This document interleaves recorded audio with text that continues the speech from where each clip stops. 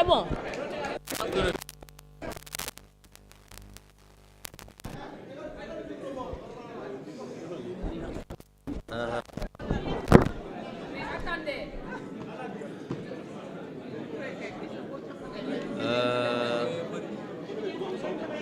Bon.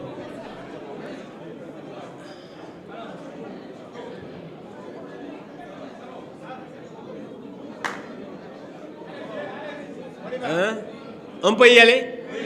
C'est bon.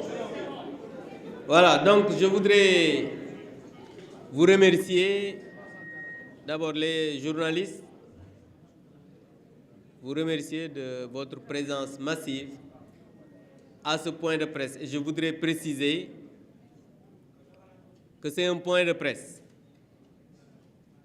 Je vais lire la déclaration en français. Et ensuite, Madame la vice-présidente du groupe parlementaire, Adji Diarra Mergane, va traduire ça en Wolof. Et ensuite, nous allons prendre congé pour que chacun puisse continuer à faire son travail. Je voudrais d'abord remercier tout le monde, remercier mes collègues qui sont là pour venir assister à ce point de presse du groupe parlementaire Benno Bokk Yakaar. Honorables collègues, Mesdames, Messieurs les journalistes, permettez-moi, au nom de tous mes collègues, membres du groupe parlementaire Benno Bokk Yakaar, de saluer votre présence massive pour tenir informée l'opinion nationale et internationale sur l'actualité parlementaire au Sénégal et ses développements. Nos collègues du groupe parlementaire Yewwi Askan Wi ont cru devoir se substituer au Premier ministre en violant honteusement le principe sacro-saint de la séparation des pouvoirs, exhortant ce dernier, c'est-à-dire le Premier ministre, de ne pas satisfaire son obligation de faire sa déclaration de politique générale, moment important de débat démocratique, conformément à l'article 55 de notre charte fondamentale, c'est-à-dire la Constitution, socle de l'éthique et la courtoisie républicaine dans les relations entre l'institution parlementaire et le gouvernement.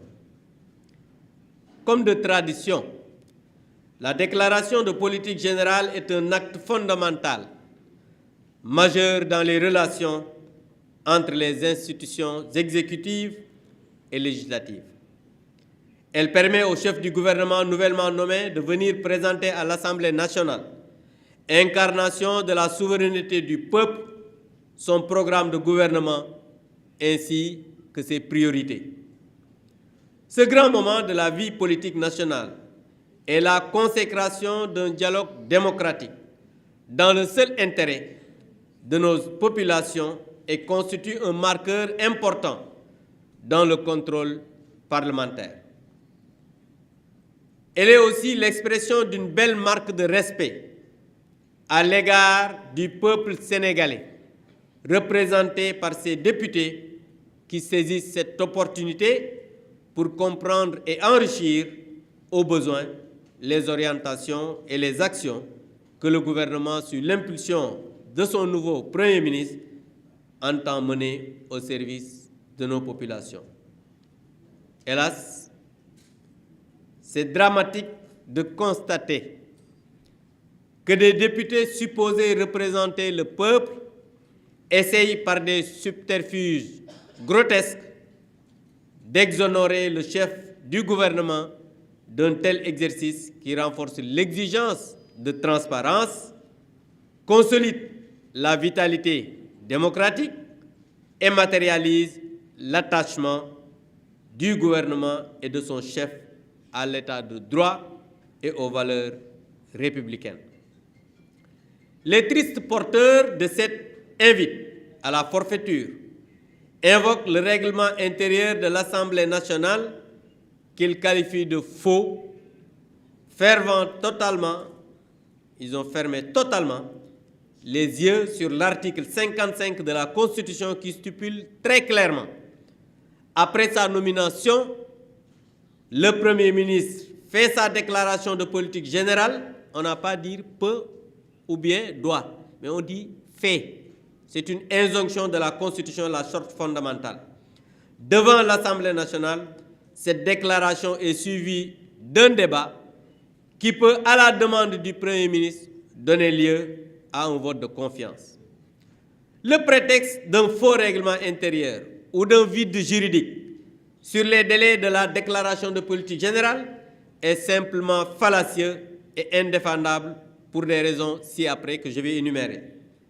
D'abord, la disposition constitutionnelle s'impose au Premier ministre, obligatoire. En l'absence de délai exprès, c'est le délai raisonnable, meilleur délai, qui s'applique. La jurisprudence du Conseil constitutionnel sur l'organisation de l'élection présidentielle en mars est là. Vous tous, vous étiez là. On a fait les interprétations en disant oui, délai de rigueur, et on a dit meilleur délai. Et c'est là que le président de la République a fixé une date même plus proche que celle fixée par le Conseil constitutionnel. Mais aujourd'hui, le Premier ministre se dit, lui, il ne va pas faire ça. La pratique parlementaire, c'est-à-dire la coutume parlementaire, le propre de toutes les assemblées parlementaires, doit s'appliquer en l'espèce.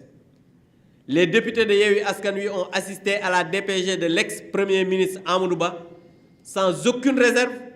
Celui-ci avait même été invité par lettre de procéder à sa DPG. Le 2 décembre 2022, l'actuel ministre de l'Éducation, Abdourahmane Diouf, avait écrit, de l'enseignement supérieur, avait écrit une lettre pour inviter que le Premier ministre puisse venir à l'Assemblée nationale. Donc vous avez fait, Dieu, il est juste. Les députés de Yewwi Askan Wi avaient introduit une motion de censure contre l'ex-PM Amadou Ba sur la base, curieusement, du même règlement intérieur argué de faux.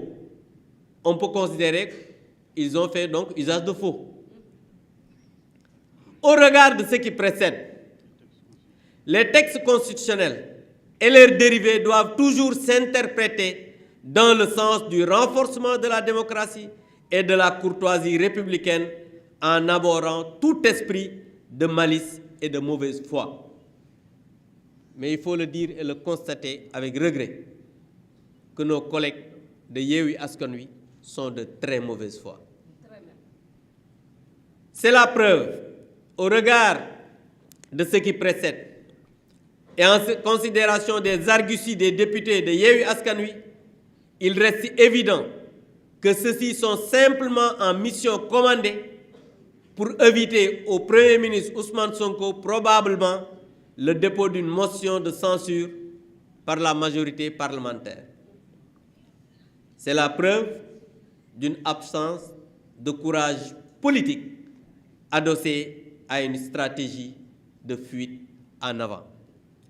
Cette débandade honteuse et injustifiée ne sera pas cautionnée par la majorité parlementaire qui exige, et je dis bien, nous exigeons la présence du Premier ministre pour faire sa déclaration de politique générale, sauf à vouloir s'inscrire personnellement dans une logique de défiance des institutions démocratiques comme à ses habitudes d'opposant. Je rappelle que le Premier ministre lui-même, Ousmane Sonko, en Conseil des ministres du 5 juin 2024, vous pouvez lire encore le communiqué, il avait dit, c'est lui-même qui annonçait, je le cite, les préparatifs de sa déclaration de politique générale devant l'Assemblée nationale prévue au cours des prochaines semaines. C'est lui-même qui l'a dit, consigné dans le communiqué du Conseil des ministres du 5 juin, vous pouvez vérifier ça. Les députés de Sonko n'avaient certainement pas accordé leur violon avec le commanditaire de ce scandaleux point de presse. Parce qu'il faut le dire, ils ont arrêté d'être des députés de la République, ni des députés des populations, mais c'est des députés de Sonko, du Premier ministre. En tout état de cause, les députés du Sénégal que nous sommes, en adéquation avec tous les autres collègues avec qui nous partageons les valeurs démocratiques et républicaine, prenons l'opinion nationale et internationale à témoin en rappelant solennellement à M. Ousmane Sonko son obligation de respecter son devoir constitutionnel de se présenter courageusement devant les représentants du peuple pour décliner sa déclaration de politique générale. S'il en a, bien sûr, parce qu'on ne sait même pas s'il en a, parce que comme le projet n'existe pas, peut-être il n'y a pas de DPG.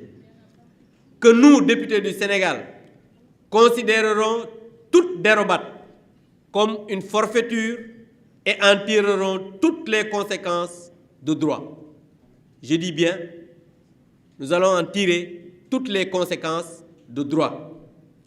Appelons le président de l'Assemblée nationale à engager sans délai une clarification de la situation avec le pouvoir exécutif afin d'obtenir communication de la date fixée pour la déclaration de politique générale. Utiliserons, je dis bien enfin, utiliserons toutes les ressources légales et constitutionnelles sans aucune faiblesse pour répondre au mépris par le mépris, la défiance par la défiance.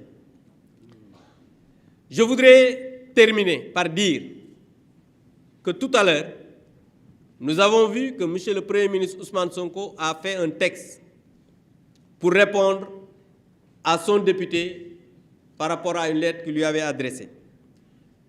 Mais face à ce qui apparaît par une volonté délibérée à se soustraire de la règle constitutionnelle de responsabilité du gouvernement devant l'Assemblée nationale, le groupe parlementaire Benno Bokk Yakaar que je préside a enclenché une réflexion de réforme tendant à supprimer les articles qui permettent au président de la République de dissoudre l'Assemblée nationale, mais aussi l'Assemblée nationale qui va déposer une motion de censure devant le gouvernement.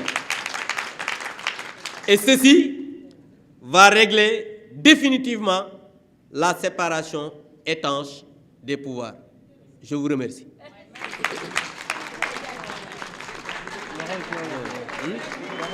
Voilà, je donne la parole à ma collègue qui va...